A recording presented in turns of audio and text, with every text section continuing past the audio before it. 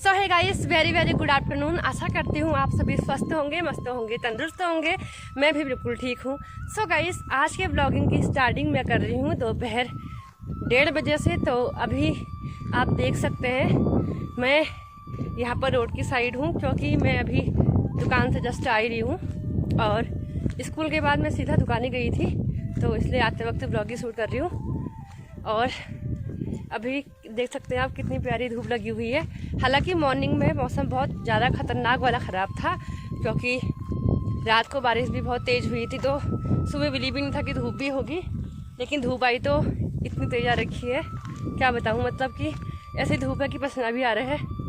इसलिए दिन में तो मौसम सही रहता है हमारे वहाँ। बस अभी शाम के टाइम में, यानी कि 5 साढ़े 5 के समथिंग से फिर ठंड होनी स्टार्ट हो जाती है, और ऐसे ही मॉर्निंग में 9:30-10 बजे तक ठंड रहती है। उसके बाद से फिर धूप आई जाती है। और आप देख सकते हैं यहाँ पर बहुत सारे घर आपको दिखाई दे रहे होंगे। सारे घर अभी छोटे छोटे दिखाई दे रहे हैं, क्योंकि मैं आपको अभी बहुत दूर से यहाँ का व्यू दिखा रही हूँ। और उस साइड भी, नीचे की साइड बहुत सारे घर हैं, लेकिन वहाँ पर अभी छाया हुई है। वहाँ पर धूप बहुत कम आती है, तो इसलिए वहाँ के घर आपको दिख नहीं रहे। तो गाइस, अभी आप देख सकते हैं कि मैं यहाँ पर बैठी हुई हूँ रास्ते में, क्योंकि मैं अपनी थकान कम कर रही हूँ। मैं चलते चलते बहुत ज़्यादा थक चुकी हूँ, इसलिए आराम कर रही हूँ। तो अभी तो मैं स्कूल में भी नहीं पहुँची हूँ। अभी स्कूल में पहुँच के मैंने वहाँ ताली लगानी है और वहाँ से बैग लेके आना है, क्योंकि मैं बैग लेके आई नहीं थी। अब वहाँ से बैग लेके यहाँ का हाथ ही उल्टा होता है ना, इसलिए। और आज मेरे साथ एक चीज़ हुई, दुकान में जाके मेरा पोपट हो गया। पापा ने मुझे जिस चीज़ की दुकान भेजा था, मैं वो चीज़ लेके नहीं आई, क्योंकि दुकान में वो चीज़ थी नहीं, सामान ख़त्म हुआ था वहाँ। और वक्त पापा पहले कॉल कर लेते थे कि सामान है नहीं है, कि पापा ने आज कॉल नहीं किया। उनको लगा हुआ कि हाँ सामान होगा। सामान क्या था, वो खाद थी, तो खाद दुकान में वहाँ थी नहीं। फिर अब मुझे शर्म लग रही थी, मैंने कहा क्या लेके जाऊँ। तो फिर मैं वहाँ से अपने लिए गुड़ पट्टी लेके आई थी, और मम्मी के लिए गुड़ लेके आई। मम्मी के लिए गुड़ तो सभी खाते हैं हम लोग, तो क्या बोलते हैं। फिर पहले मैं सोच रही थी कि यार मैं उतना चल के आई, क्या फ़ायदा, दुकान में आकर सामान नहीं मिला। फिर मैं अब ये सोच रही हूँ, मैं क्योंकि अभी आते आते एक गुड़ पट्टी खा चुकी हूँ, तो मैं अब ये सोच रही हूँ जो भी किया मैंने अच्छा ही किया। अगर मैं यहाँ नहीं आती तो गुड़ पट्टी कैसे आती, फिर वो तो मेरे पास चल के आती नहीं, क्योंकि मीठा तो बहुत ज़्यादा फेवरेट हुआ मेरा। तो इसलिए जो भी है पैर खर्च किए तो कुछ मीठा खाने को मिला, वरना काफ़ी टाइम से मतलब मीठा खाने को नहीं मिला था, दुकान की चीज़ें नहीं मिली थी। मतलब क्योंकि घर में तो और चीज़ें होती है, फिर दुकान की चीज़ें कहाँ होती है, सब्जी वब्जी खाई थी इसलिए। और अभी यहाँ पर बारिश की बूंदें भी स्टार्ट हो गई है, क्योंकि जिस हिसाब से बहुत तेज़ धूप आई थी, बारिश का आना भी संभावित था।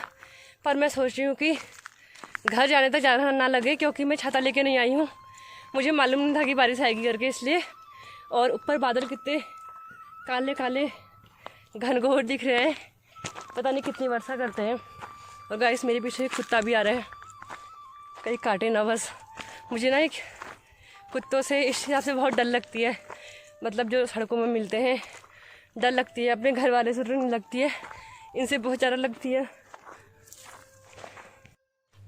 तो स्कूल से आके मैंने सीधा कपड़े चेंज किए और मैं अपने काम में स्टार्ट हो गई। यानी कि आप देख रहे होंगे मेरे हाथ में क्या है, मैं यहाँ पर किचन में लिपाई कर रही हूँ, क्योंकि आपको पता होगा कि पहाड़ों में लिपाई का बहुत महत्व है। यहाँ हम जहाँ खाना खाते हैं जिस किचन में, तो वहाँ डेली हमें लिपाई करनी पड़ती है।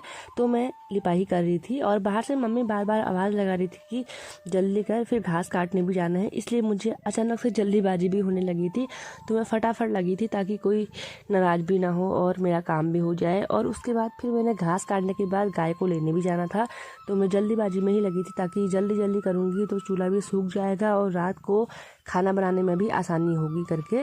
तो ये देख सकते हैं आप, यहाँ पर का रास्ता कितना खतरनाक हो रखा है। यहाँ से अच्छा खासा इंसान नीचे से घास लेके ऊपर को नहीं आ सकता है, बहुत टफ है। यहाँ पर पैर जमाना भी बहुत टफ हो जाता है, क्योंकि जब हमारी यहाँ पर ये नई रोड आई, उस वजह से सारा हमारा नुकसान हुआ था। हमारा क्या, गांव में बहुत लोगों का नुकसान हुआ था, सिर्फ हमारा ही नहीं हुआ था। लेकिन यहाँ पर से रास्ते में थोड़ी दिक्कत आती है, तो हम यहाँ ऊपर वाले रास्ते आते हैं। लेकिन मैं अभी इसी रास्ते आई थी।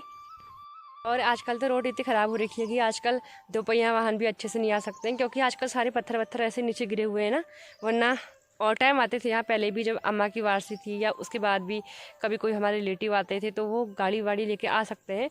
हाँ ये है कि कार वार लेके ऊपर कोई मतलब थोड़ा डेंजर लगता है कि हाँ कैसे जाएंगे क्या जाएंगे, लेकिन वैसे जो नॉर्मल गाड़ियाँ पहाड़ चलती हैं वो आ सकती हैं यहाँ। आ भी रखी है पिकअप गाड़ियाँ, बहुत आ रखी है हमारे यहाँ तक, लेकिन आजकल थोड़ा रोड की कंडीशन खराब। और अब हो चुकी थी शाम और मैं घास काट के सीधा पहुंच गई गाय के पास गाय को लेने के लिए। और यहाँ पर गाय मेरे आगे से इतना तेज चल रही थी मानो इन्होंने घर जाके खाना बनाना हो। तो फाइनली हो चुकी थी शाम और मुझे लग चुकी थी ठंड, तो मैं जैकेट पहन के सीधा बाहर आई और बाहर आके मैं ये सोचने लगी कि फाइनली गाय बांधने कौन जाएगा। यानी कि हम लोग गाय दो जगह बांधते हैं, नीचे वाले कोर्ट में भी और घर में भी। तो मम्मी मुझे बार बार आवाज़ दे रही थी और मैं मम्मी से यही बोल रही थी कि मम्मी अपने सर की चुन्नी दे दे तो मैं घास सर पर लेके नीचे जाऊँ और गाय को भी बांध के आऊँगी। तो फाइनली डिसाइड हुआ कि नीचे मम्मी जाएगी और मैं घर में रहूँगी, क्योंकि मम्मी ने मुझसे कहा कि तू सब्जी वगैरह काटना और मुझे यही काम सबसे अच्छा लगता है, अंदर का काम करना। तो मुझे ये बात सुनकर थोड़ी खुशी हुई और खुशी होते होते मुझे अचानक से खांसी आ पड़ी, तो मुझे हंसी भी आ रही थी, लेकिन मैंने मुंह ऐसा